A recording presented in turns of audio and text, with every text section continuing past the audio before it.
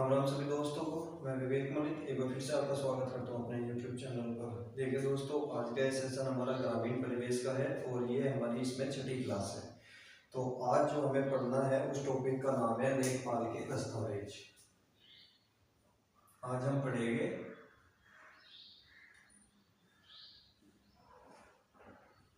लेखपाल के दस्तावेज और इसमें भी 5 डॉक्यूमेंट है जो हमें यहाँ पर पढ़ने हैं। कौन कौन से 5 डॉक्यूमेंट हम पढ़ेंगे? सबसे पहले पढ़ेंगे हम खसरा,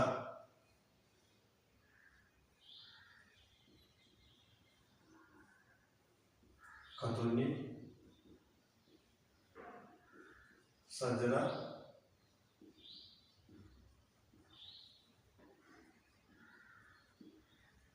रोजनामचा और किसान भाई। ये 5 डॉक्यूमेंट हमें पढ़ने हैं।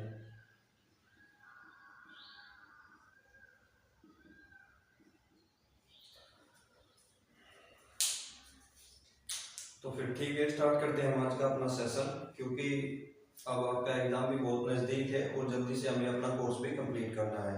तो समय न गवाते हुए हम स्टार्ट करते हैं आज का पहला टॉपिक और यह होगा खसरा। तो पहली जो हम इसमें पढ़ेंगे, खसरा के बारे में पढ़ते हैं।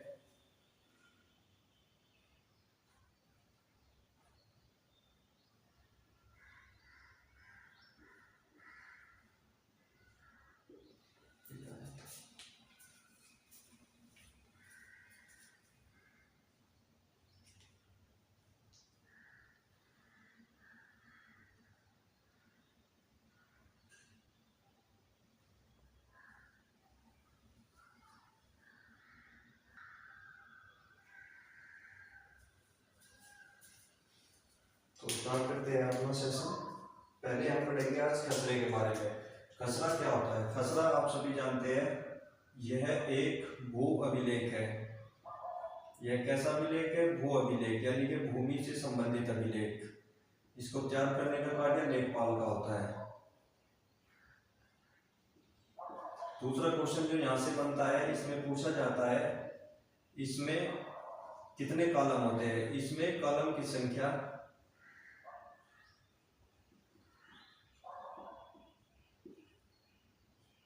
22 होती है।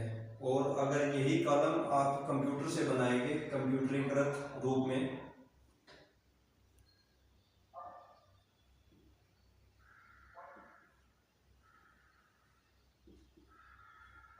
इसमें कॉलमों की संख्या हो जाती है 46। दूसरा जो खसरा है, खसरा आपका तैयार किया जाता है नवीनीकृत रूप में, यानी कि कंप्यूटर के रूप में। जब अब सभी जानते हैं डिजिटल रूप में तैयार किया जा रहा है, सभी कार्य डिजिटल रूप में हो गया है। तो जैसे ही कंप्यूटर से बनाया जाता है तो इसमें कॉलमों की संख्या आपकी हो जाती है 46। और वही अगर ये सामान्य तौर पर यानी कि हाथों के द्वारा तैयार किया जाता है तो इसमें कॉलमों की संख्या होती है 22। अब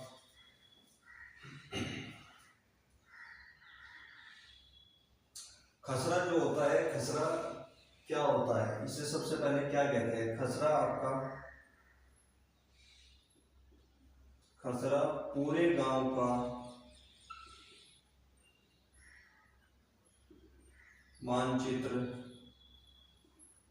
पूरे गांव का मानचित्र पट्टियों के रूप में दर्शाया जाता है।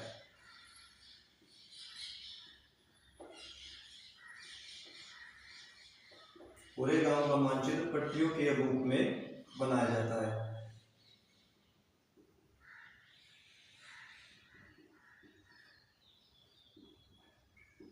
इसमें क्या क्या शामिल होता है? इसमें शामिल होता है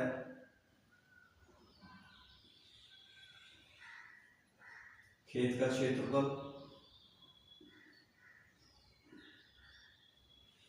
फसल का क्षेत्रफल,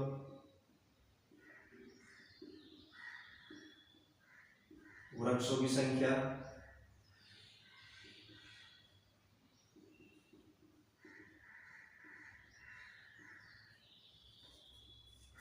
भूमि के मालिक का नाम,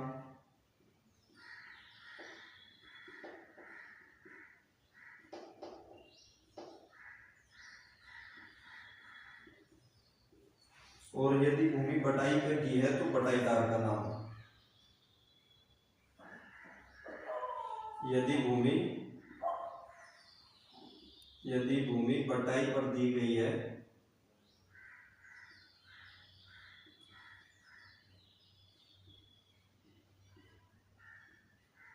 तो पटाईदार का नाम।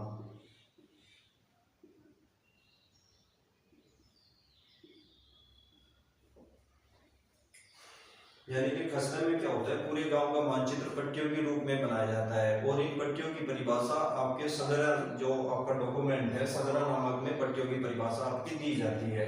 तो इसमें किस काम शामिल होता है, तो खेत का क्षेत्रफल इसमें शामिल होगा, खेत पर कितने वृक्ष है, आबादी कितनी है, आपका किसान का नाम, यदि भूमि बटाई पर दी गई है यानी कि तो उसके बटाईदार का भी नाम इसमें लिखा जाता है। तो अगला जो यहाँ से पॉइंट निकलता है, खसरे के साथ किस डॉक्यूमेंट का प्रयोग किया जाता है, तो यहाँ पर आंसर होगा आपका खसरे के साथ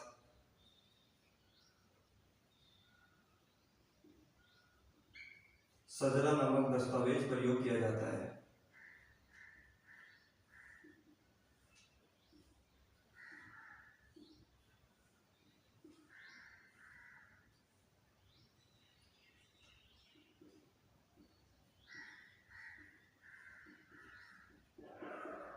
यानी कि जहां पर भी खसरे का प्रयोग होगा वहां पर सदरा नामक डॉक्यूमेंट लगाना अति आवश्यक होता है, या सदरा नामक डॉक्यूमेंट का ही वहां पर उसके साथ प्रयोग किया जाएगा। क्यों किया जाता है, क्योंकि सजरा में जो होते हैं पट्टियों की परिभाषा दी जाती है और हम जानते हैं कि खसरे का प्रयोग हम पट्टियों के रूप में ही करते हैं या इसका निर्माण पट्टियों के रूप में ही किया जाता है। तो पट्टियों की परिभाषा आपकी दी जाती है सजरे में।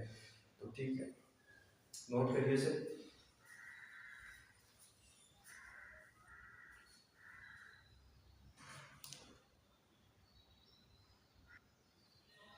चलिए तो एक बार इसे रिवाइज कर लेते हैं। यहाँ पर अगर बात करें हम सजरे की, सजरा क्या होता है, सजरा आपका भू अभिलेख है। यह भू स्वामित्व का अधिकार नहीं देता, लेकिन ये भू अभिलेख होता है जो एक विधिक दस्तावेज माना जाता है। दूसरा, सजरा का जो इसमें कॉलमों की संख्या दो प्रकार से होती है। एक तो जो वह सामान्य तौर पर तैयार किए जाते हैं उसमें कॉलमों की संख्या होगी आपके 22, और जो नवीनीकृत यानी कि कंप्यूटरीकृत रूप में जिसका प्रयोग किया जाता है उसमें होती है कॉलमों की संख्या 46।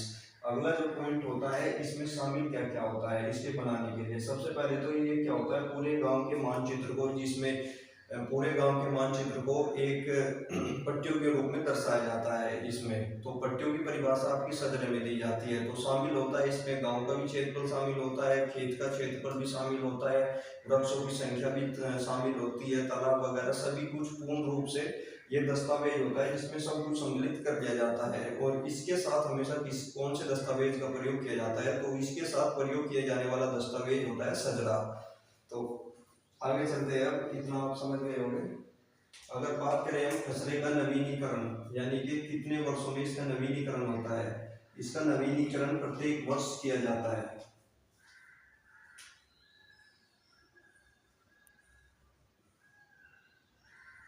अगर बात करें इस डॉक्यूमेंट का जो नवीनीकरण होगा या नया रूप जो बनाया जाता है वो प्रति वर्ष बनाया जाता है।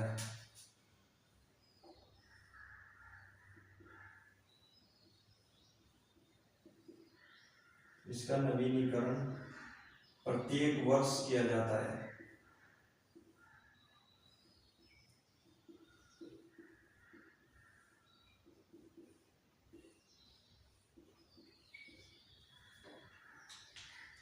अगला, यह भू स्वामित्व का अधिकार नहीं देता लेकिन उसकी आधारशिला रखता है। यह भू स्वामित्व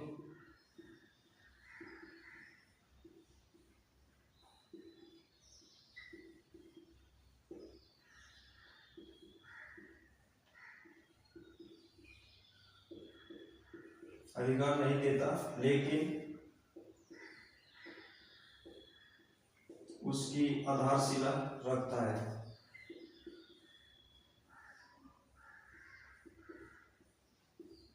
आधारशिला बनाता है।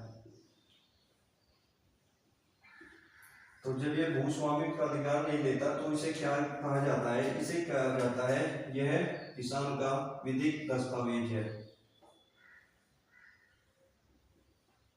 यह किसान का विधिक दस्तावेज है।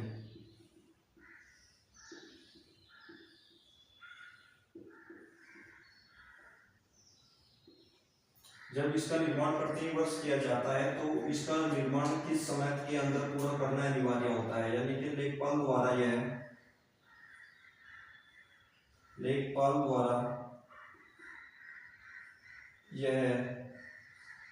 प्रति वर्ष 20 अप्रैल तक तैयार कर लिया जाता है।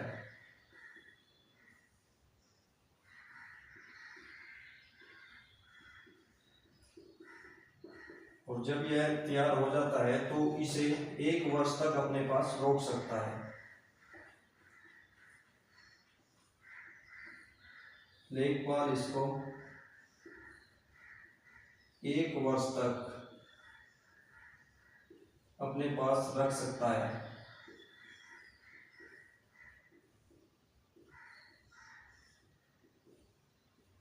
उसके बाद यह है कानून को या रजिस्ट्रार कानून को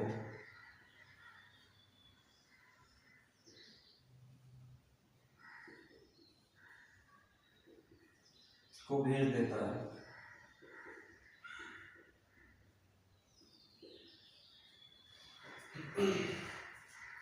इसका नवीनीकरण क्या किया जाता है? इसका नवीनीकरण प्रति वर्ष किया जाता है और लेखपाल का यह दायित्व होता है कि वह 20 अप्रैल से पहले इसका नवीनीकरण का कार्य पूर्ण कर ले और पूर्ण करने के बाद वह इस दस्तावेज को 1 वर्ष के लिए अपने पास रोक सकता है, यानी कि उसकी समीक्षा कर सकता है, इसकी खामियां ढूंढ सकता है। लेकिन जैसे ही 1 वर्ष पूरा होगा या पूरा होने से पहले वह इसको रजिस्ट्रार कानूनगो को सौंपेगा या कानूनगो को सौंपेगा।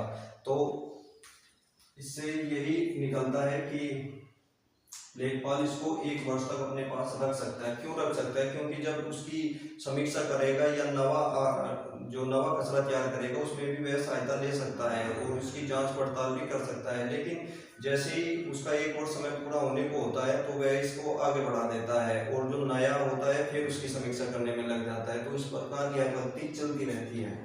और किसान का यह विधिक दस्तावेज क्यों कहा जाता है? विधिक यानी कि कानूनी दस्तावेज होता है जिसमें भूमि की आधारशिला रखी जाती है, भूमि के स्वामित्व की, यानी कि मालिकाना हक की आधारशिला रखने का दायित्व आपका खसरा ही करता है। तो विधिक दस्तावेज इसको माना जाता है। क्यों विधिक दस्तावेज कहते हैं? क्योंकि यह हमें अपनी जमीन पर विधि अधिकार दिलाता है, न कि मालिकाना हक दिलाता है। मालिकाना हक दिलाने का कार्य आपका होता है खतौनी का, और खतौनी का निर्माण किसके आधार पर किया जाता है? खसरे के आधार पर ही खतौनी का निर्माण किया जाता है। तो इस प्रकार हमने यहाँ पर कहा है कि यह विधिक दस्तावेज है, लेकिन जो भू स्वामित्व यानी कि मालिकाना हक की आधारशिला रखने का कार्य आपका खसरा ही करता है। और ये डेट बड़ी इंपॉर्टेंट है। लेखपाल द्वारा प्रतिवर्ष 20 अप्रैल तक, ये फाइनल डेट होती है 20 अप्रैल तक, इसको यह किसी भी स्थिति में तैयार करना ही करना होता है। तो नोट करिए से फिर आगे दूसरे डॉक्यूमेंट के बारे में जानते हैं। अभी यहाँ पर सजरे का जिक्र आता है, सजरा भी पढ़ लेते हैं, फिर इसको नोट करते रहना। अगर बात करें हम सजरा की,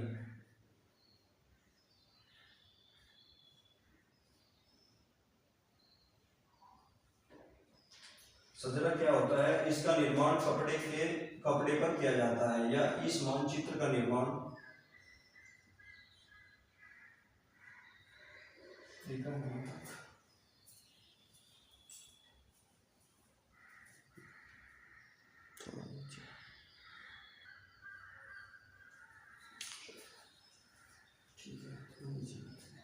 इसका निर्माण कपड़े पर किया जाता है।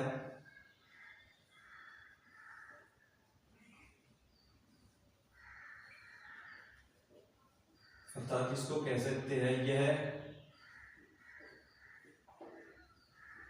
कपड़े पर बनाया गया नक्शा है।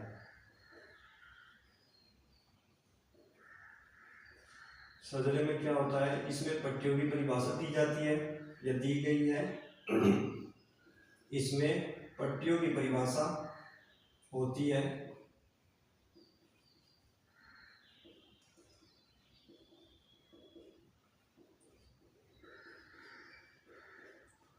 और इसका अन्य नाम, इसे गांव का नक्शा भी कहते हैं।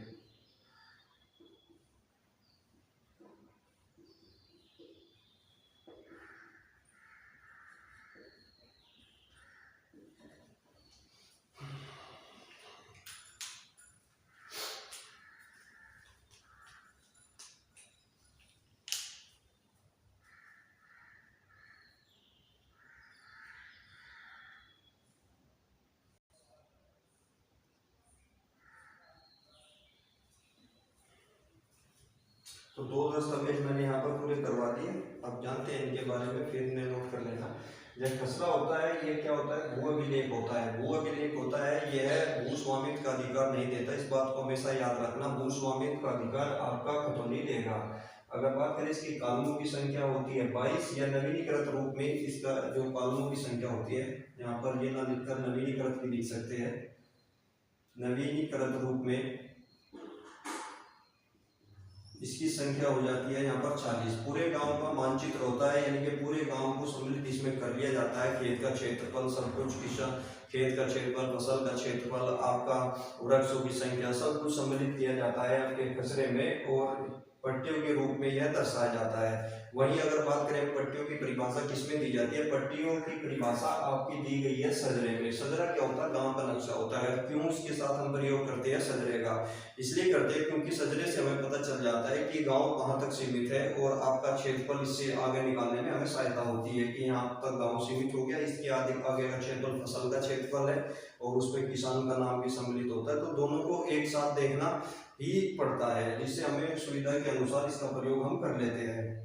तो वहीं इसमें सम्मिलित का खेत का क्षेत्रफल, फसल का, वृक्षों की संख्या, और भूमि स्वामित्व का नाम, और यदि बटाई पर भूमि दी जाती है। गांव में अक्सर देखा गया है कि जिसके पास भूमि ज्यादा होती है वह बटाई पर दे देता है। तो उस स्थिति में जो लेखपाल होता है खसरे का निर्माण करते समय, तो बटाईदार का नाम भी उसमें सम्मिलित उसे करना होता है।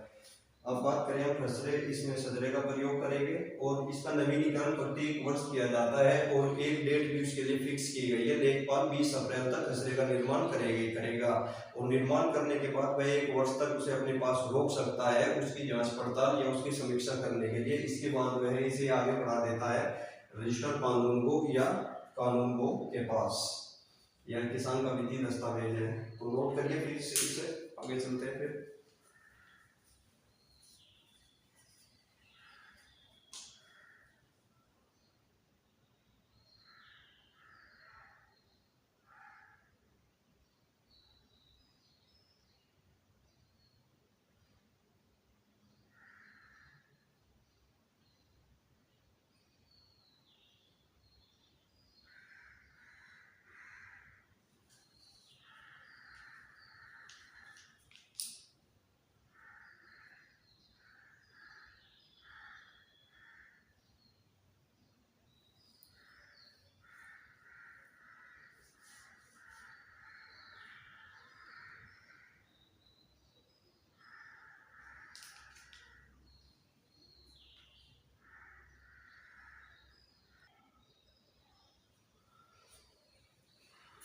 चलिए नोट कर लिया होगा। अब तीसरा डॉक्यूमेंट हम पढ़ते हैं यहाँ पर, खतौनी।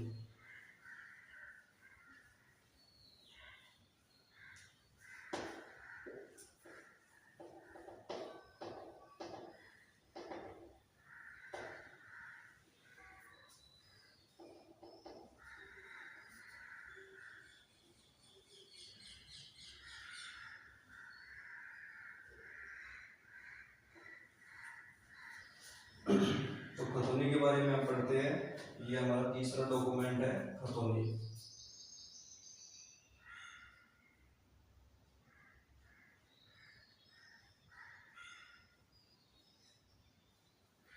खतौनी क्या होता है, यह भूस्वामित्व के अधिकार को सूचित करता है। यह भूस्वामित्व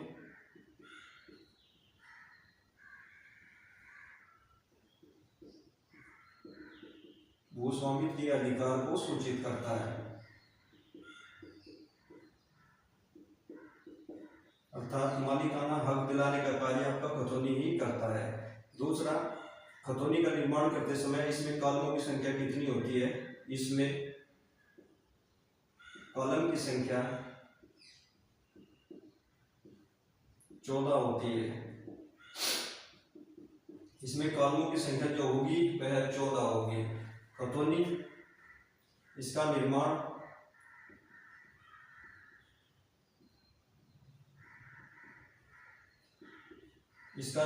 खसरे के आधार पर किया जाता है।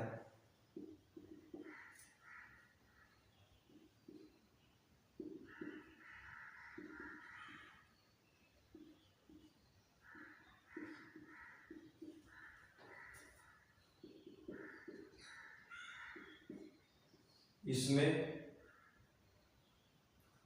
किसान या पूरे परिवार का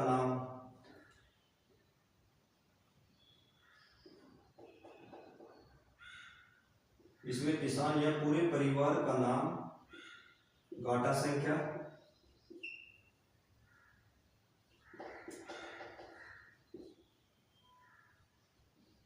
के रूप में लिखा जाता है।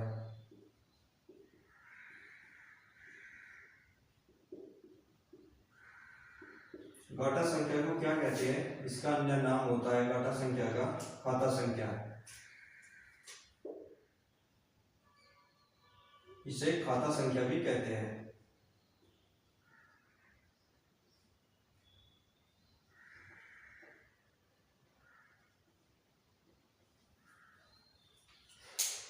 अगर बात करें इसके नवीनीकरण के बारे में, इसका नवीनीकरण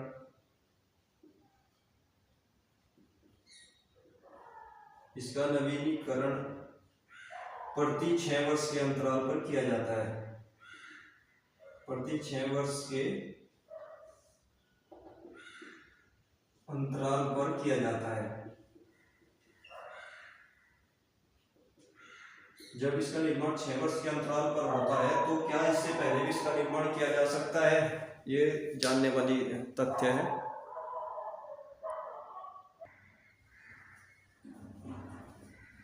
चलिए, इसका जो नवीनीकरण है वो प्रति 6 वर्ष के अंतराल पर किया जाता है, लेकिन विशेष परिस्थिति में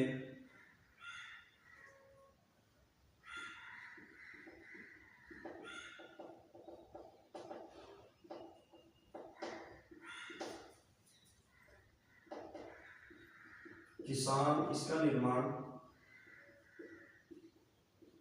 समय से पहले भी करा सकता है।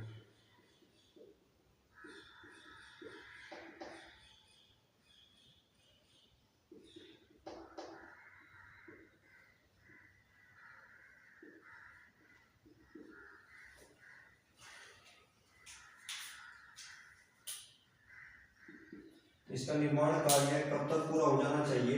इसका निर्माण कार्य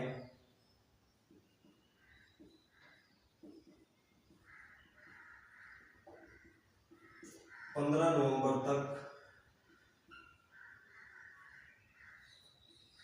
15 नवंबर तक पूरा हो जाना चाहिए।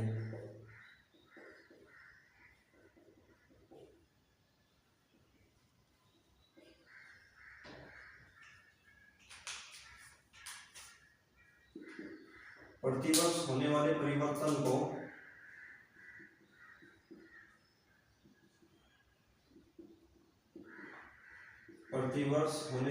परिवर्तन को रेड कलर से दर्शाया जाता है।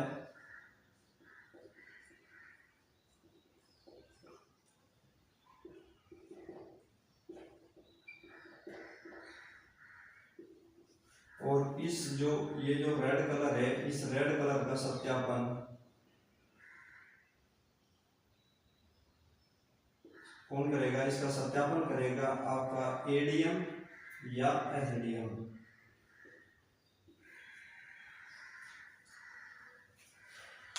तो खतौनी भी आपका पूरा हो गया। खतौनी के बारे में एक बार चर्चा कर लेते हैं।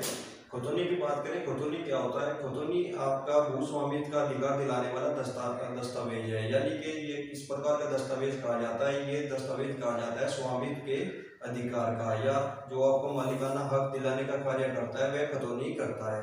लेकिन किसके आधार पर इसका निर्माण किया जाता है, इसका खसरे के आधार पर निर्माण किया जाता है। इसीलिए खसरे को हम कहते हैं भूस्वामित्व की आधारशिला रखने वाला दस्तावेज और भूस्वामित्व अधिकार दिलाने वाला दस्तावेज आपका खतौनी होता है। तो दोनों में थोड़ा सा डिफरेंस है, बस लैंग्वेज का फर्क होता है। यहाँ से क्वेश्चन भी पूछा गया था पिछली बार, दिया जो क्वेश्चन था इस प्रकार दिया गया था कि भूस्वामित्व का अधिकार दिलाने वाला दस्तावेज कौन सा होता है, तो वह खतौनी होता है। खसरा आपका केवल इसकी आधारशिला रखता है। और क्यों कहते हैं, क्योंकि इसका निर्माण खसरे के आधार पर ही किया जाता है। अगर बात करें हम खसरे इसमें खतौनी में क्या होता है, इसमें परिवार जो एक पूरा परिवार होता है या किसान का नाम कोई गाटा संख्या के रूप में रख दिया जाता है। गाटा संख्या को ही खाता संख्या भी कहते हैं। गाटा संख्या या खाता संख्या प्रत्येक किसान की अलग अलग होती है या पूरे परिवार को एक दिया जाता है। खतौनी पूरे गांव की या हल्के की एक हो सकती है या एक होती है, लेकिन जो गाटा संख्या होती है वो अलग अलग होती है। गाटा संख्या के रूप में ही किसानों का पता किया जाता है या किसानों को अधिकार दिए जाते हैं। तो अब बात करें हम नवीनीकरण, इसका नवीनीकरण 6 वर्ष के अंतराल पर किया जाता है। लेकिन बीच में 6 वर्ष के समय के अंदर अगर कोई भी अपनी भूमि को लेन देन करता है या क्रय विक्रय होता है, तो इस प्रकार का जितने भी परिवर्तन होते हैं उस प्रकार के परिवर्तन लेखपाल रेड कलर से उस पर दर्शाया जाता है या रेड कलर से लिखता है। लेकिन ये जो रेड कलर का परिवर्तन को दर्शाता है, तो इसका सत्यापन आपका कौन करेगा, ये एडीएम करेगा या एसडीएम करेगा। और निर्माण कार्य 15 नवंबर तक, यानी कि जिस प्रकार का भी इसमें खतौनी में जो भी कोई परिवर्तन हो रहा है वह 15 नवंबर तक वह उसका सत्यापन करा लेता है लेखपाल। तो ये दस्तावेज आपका पूरा हो गया। 3 दस्तावेज, अब केवल 2 दस्तावेज बचे हैं, इसे नोट करिए।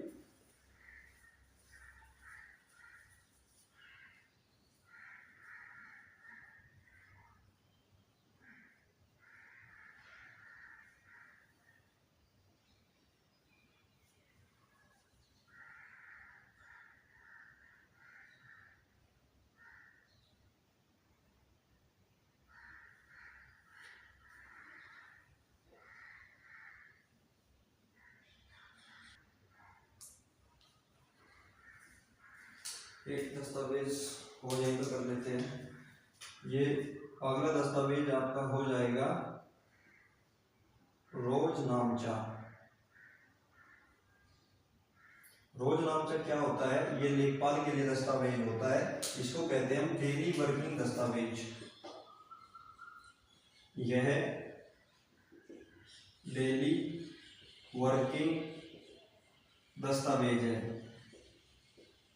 और इसमें क्या नोट कर किया जाता है, इसमें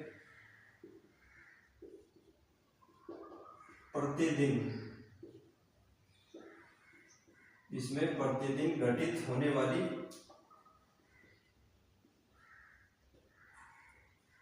घटना दर्ज की जाती है या लिखता है। ये लेखपाल के लिए दस्तावेज होता है। यानी कि लेखपाल क्या होता है, डेली दिन में जितनी भी एक्टिविटी हुई है उसको दर्ज करता है जो उससे संबंधित है इन दस्तावेजों से।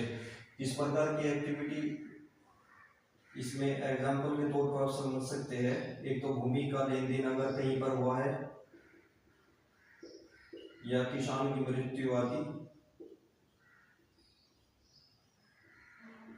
तो इस प्रकार की जितनी घटना होती है वो अपनी डेली वर्किंग डायरी में लिखता है। रोजनामचा होती है, एक डायरी दी जाती है लेखपाल को जिसे रोजनामचा के नाम से भी जाना जाता है। इसमें क्या होता है, लेखपाल को अपना डेली वर्किंग उसमें लिखना पड़ता है कि आज क्या घटित हुई, कौन सा परिवर्तन हुआ, तो पहले रोजनामचा में लिखता है, फिर एक आधार पर वो उसमें परिवर्तन करता रहता है दस्तावेजों में। तो डेली घटित होने वाली घटना जिसमें लिखता है लेखपाल, उसका नाम होता है रोजनामचा।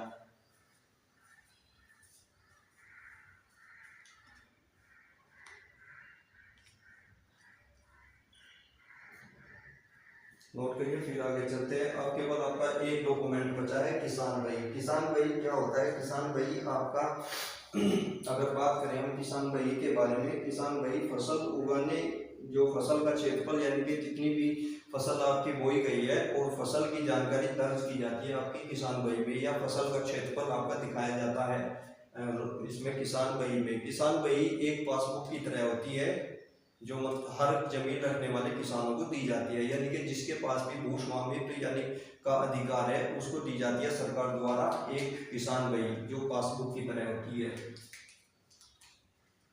नोट करिए, फिर एक डॉक्यूमेंट रह गया उसके बारे में बात करते हैं।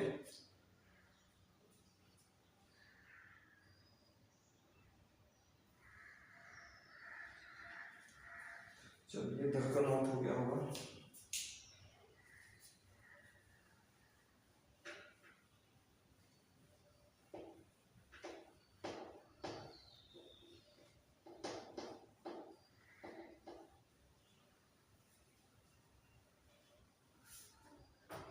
अगर बात करें हम किसान भाई के बारे में,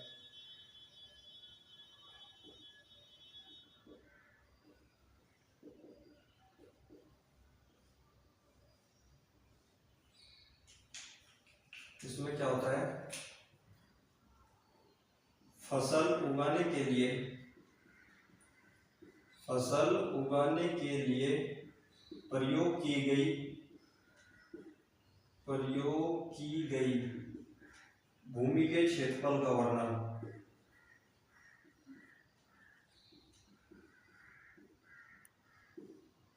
भूमि के क्षेत्रफल का वर्णन होता है इसमें किसान भाई में। किसान भाई क्या होती है, सरकार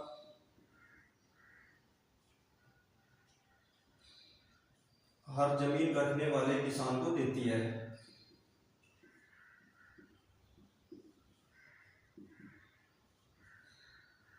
हर जमीन रखने वाले किसान को देती है। यानी कि जिसके पास भी आपका भूस्वामित्व अधिकार होगा उसको सरकार क्या प्रोवाइड कराती है, किसान भाई कराती है। यह पासबुक की तरह होती है,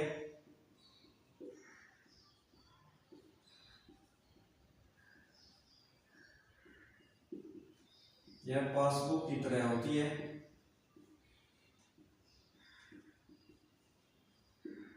जिसमें पेजों की संख्या 16 होती है, पेजों की संख्या कितनी होगी, 16 हो जाएगी इसमें। और इसमें क्या दर्ज होता है, इसमें किसान द्वारा लिया गया ऋण भी दर्ज किया जाता है।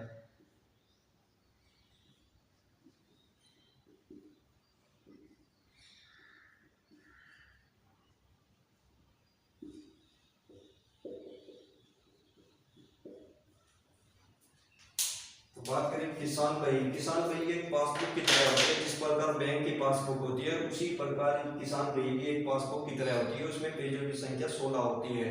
और ये पिछला 2015 का जो एग्जाम था उसमें ये क्वेश्चन भी पूछा गया था।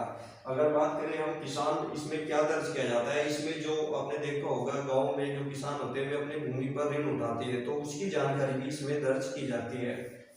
तो आपके सभी दस्तावेज पूरे हो गए। दूसरा किसान भाई के बारे में जानना, ये केवल फसलों से संबंधित है, यानी कि उगाने वाली फसल, यानी जिस भूमि पर फसल उगाई गई है वही क्षेत्रफल इसमें सम्मिलित किया जाता है और उसी पर ही ऋण दिया जाता है। या अगर किसान ऋण लेगा तो अपनी जो उपजाऊ भूमि है उस पर ऋण लेगा, न कि बंजर भूमि पर। तो आपका ये टॉपिक पूरा हो गया, सभी दस्तावेज पूरे हो गए। एक बार इन्हें नोट करिए, फिर आगे चलते हैं।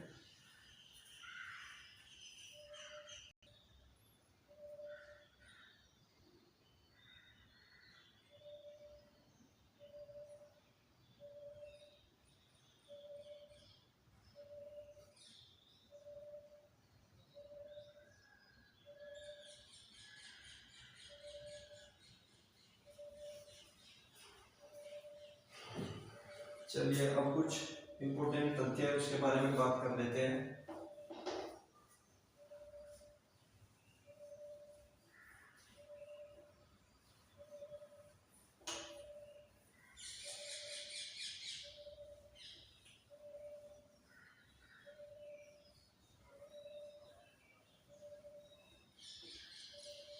अब बात कर लेते हैं कानूनों के बारे में। उत्तर प्रदेश भू राजस्व संहिता 2006 की बात करते हैं। यूपी का यानी कि उत्तर प्रदेश भू राजस्व संहिता कब आई थी? यह आई थी 2006 में। लेकिन अगर इसकी बात करें संशोधन की, अब इसमें संशोधन कब किया गया? इसमें संशोधन आपका हुआ था 2016 में और 4 धाराओं में इसका संशोधन किया गया। उन 4 धाराओं के बारे में जान लेते हैं एक बार। हो सकता है कि क्वेश्चन यहाँ से पुट हो जाए। अगर हम बात करें धारा 77, इसमें संशोधन किया गया। तो धारा 77 क्या होती है? धारा 77 आपकी होती है एक्सप्रेसवे, एक्सप्रेसवे और कॉरिडोर, व्यापारिक कॉरिडोर के लिए भूमि का लेन देन, के लिए भूमि का लेन देन, यानी कि इन दोनों के लिए एक्सप्रेसवे जो भी सरकार सड़क बनाती है या व्यापारिक कॉरिडोर बनाती है या वाणिज्य क्रिया के लिए, व्यापारिक क्रिया के लिए सरकार को भूमि की अगर आवश्यकता होती है तो उसके लिए सरकार भूमि ले भी सकती है या उसका विक्रय भी कर सकती है, अगर ये धारा 77 हो जाएगी। अगर बात करें धारा 80, धारा 80 क्या होती है? कृषि का उद्योगीकरण, धारा 80, अगर इसमें धारा 80 के बारे में करें, कृषि भूमि का उद्योगीकरण या वाणिज्यीकरण, कृषि भूमि का औद्योगिकीकरण या वाणिज्यकरण या आवासीयकरण,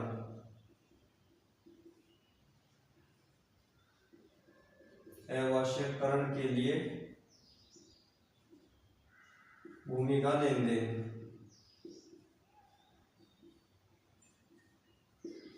अगर बात करें हम धारा 94, 95, ये दो धाराएं है, धारा 94 व 95, ये दोनों धारा किससे संबंधित है? ये दोनों धाराएं हो जाएगा भूमि का पट्टा प्रदान करने से, भूमि पर पट्टा प्रदान करना। अब जो भूमि का पट्टा होता है, भूमि पर पट्टा प्रदान करना, ये जो पट्टा होता है ये क्या कब दिया जाता है? यह नवीन प्रति पर दिया जाता है, नवीन प्रति पर दिया जाता है। और नवीन प्रति क्या होती है? चकबंदी के बाद सरकार को प्राप्त भूमि नवीन प्रति कहलाती है। चकबंदी के बाद सरकार को प्राप्त भूमि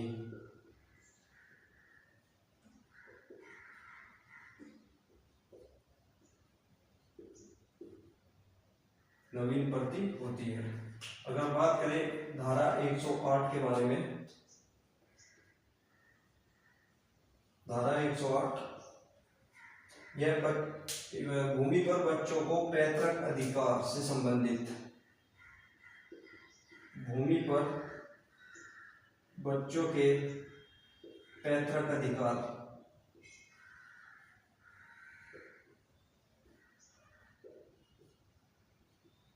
से संबंधित है। तो ये चार धारा मोस्टली अगर क्वेश्चन बनेगा इनसे ही बनेगा। अगर बात करें धारा 77 की, धारा 77 क्या होती है? धारा 77 एक्सप्रेस वे या वाणिज्य कॉरिडोर के लिए, व्यापारिक क्रियाओं के लिए अगर सरकार को भूमि की आवश्यकता है तो वह किसान से भूमि ले भी सकती है और या उसका विक्रय भी कर सकती है। अगर बात करें धारा 80, धारा 80 क्या होती है? जो कृषि भूमि होती है उसको उद्योगीकरण, यानी कि सरकार को अगर कहीं पर फैक्ट्री स्थापित करनी है या कोई भी कारखाना लगाना है तो वो कृषि भूमि को भी ले सकता है किसान से, या वाणिज्यकरण या व्यापारिक क्रियाओं के लिए आवश्यकता है तो भी लेगा। आवासीयकरण से तात्पर्य क्या होता है? आवासीयकरण से सरकार जो है, आपने देखा होगा, आवास बना रही है गरीबों के लिए। आवास बनाने के लिए यदि सरकार को भूमि की आवश्यकता है तो वह भी कृषि भूमि ले सकती है। या तो जो आपकी होती है बंजर भूमि उसको तो ले ही सकती है, उसमें तो कोई दिक्कत नहीं होती, तो किसान भी बड़ी आसानी से दे देते हैं। लेकिन अगर कृषि भूमि की भी आवश्यकता है तो सरकार उसको लेगी। तो इसलिए ये कानून में संशोधन किया गया, 94-95 धारा 80 में लिखा गया। अगर बात करते हैं हम धारा 94 व 95, दोनों किससे संबंधित है? ये संबंधित है पट्टा दिए जाने से। जो गाँव में होती है भूमि सरकार की पड़ी रहती है तो जो आपके प्रधान होते हैं वे उस पर पट्टा प्रदान करते हैं या पट्टा दे देते हैं। पट्टा किसे कहते हैं? पट्टा कहते हैं आपको जो सरकार चकबंदी करती है और चकबंदी के बाद जो सरकारी जमीन सरकार के पास आ जाती है या उसे सरकारी जमीन मान लेते हैं, जो जमीन सरकार को प्राप्त होती है उस प्राप्त जमीन को ही आप पट्टा प्रदान करेंगे। नवीन प्रति कहा जाता है। जो चकबंदी के बाद आपको सरकार को जमीन प्राप्त होती है उसे नवीन प्रति कहते हैं और इस नवीन प्रति पर ही पट्टा दिया जाता है। धारा 108 किससे संबंधित हो जाएगी? धारा 108 संबंधित हो जाएगी जो भी बच्चे होते हैं वे पेरेंट्स की जमीन पर जो उनके अधिकार होते हैं यानी कि पैतृक अधिकार दिलाने का कार्य धारा 108 करती है। 108 बच्चों को भूमि पर पैतृक अधिकार देने का कार्य करती है। अब जो आपका लेखपाल होता है वो 3 बार अपने हलके में फसल की जांच करने के लिए जाता है। कम से कम 3 बार उसको जाना ही होता है अपने हलके में फसल की जांच करने के लिए। अब उसके बारे में देख लेते हैं कि कौन कौन सा समय होता है जब लेखपाल अपने हलके में फसलों की जांच के लिए जाता है।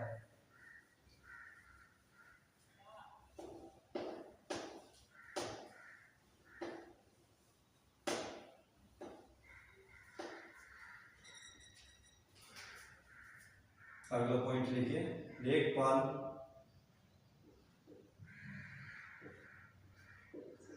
अपने हलके में कम से कम 3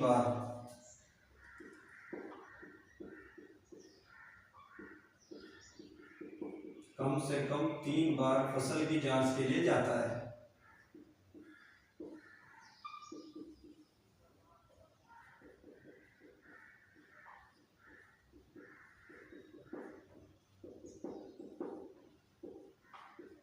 आप जानते हैं लेखपाल 3 बार अपने हलके में जाएगा, कम से कम 3 बार, ज्यादा से ज्यादा तो कितनी बार भी जा सकता है लेकिन 3 बार उसको जाना आवश्यक होता है। और 3 बार आप जानते हैं 3 प्रकार की फसल बोई जाती है, रबी की फसल, खरीफ की फसल, जायद की फसल। तो इन तीनों फसलों की जांच करने के लिए सरकार ने समय निर्धारित किया है लेखपाल के लिए कि वह अपने हलके में जाएगा और फसलों की जांच करेगा।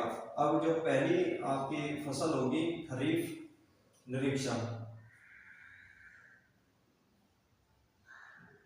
यह लिखिए खरीफ की फसल की जांच। खरीफ की फसल की जांच, और इसके लिए कौन सा समय निर्धारित किया गया है? इसके लिए समय निर्धारित किया गया है 10 अगस्त से 25 दिसंबर। 10 अगस्त से 25 दिसंबर यह वह तिथि है जिसके बीच लेखपाल को जाना ही होता है अपने हलके में खरीफ की फसल की जांच के लिए। दूसरा, अगर यहीं पर जांच तात्कालिक है, तात्कालिक जांच यानी कि आदेश से तत्काल जांच करने के, तो उसके लिए एक समय निर्धारित है। तत्काल जांच के लिए जो सरकार ने समय निर्धारित किया है वह है 10 अगस्त से 19 अगस्त तक।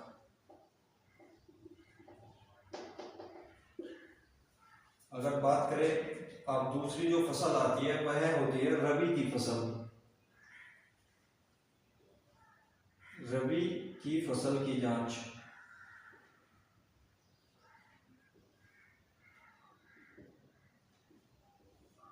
अगर बात करें रबी की फसल की जांच तो इसके लिए जो समय निर्धारित किया गया है वह है 1 जनवरी से 15 फरवरी।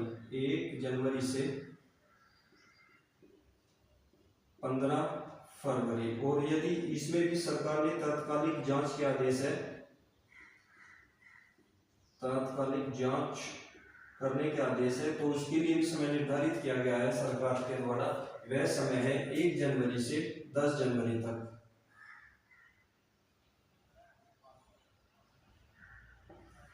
जो तीसरी फसल आएगी वह फसल होगी आपकी जायद की फसल। जायद की फसल की जांच,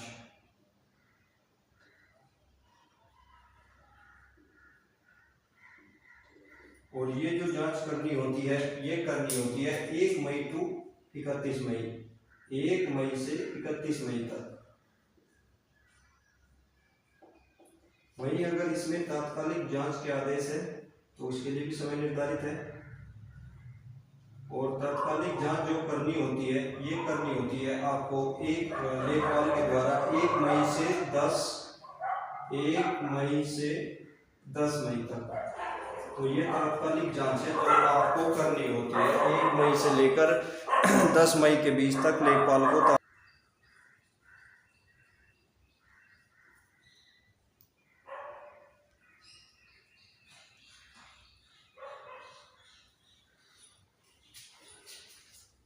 चलिए आज का टॉपिक आज आपका कंप्लीट हो गया। कल फिर मिलते हैं एक नए टॉपिक के साथ। और कल जो हमारा इसमें टॉपिक शुरू होगा वह होगा पंचायत। पंचायती राज व्यवस्था। बड़ा टॉपिक है, कोशिश करेंगे एक ही सेशन में समाप्त करने की।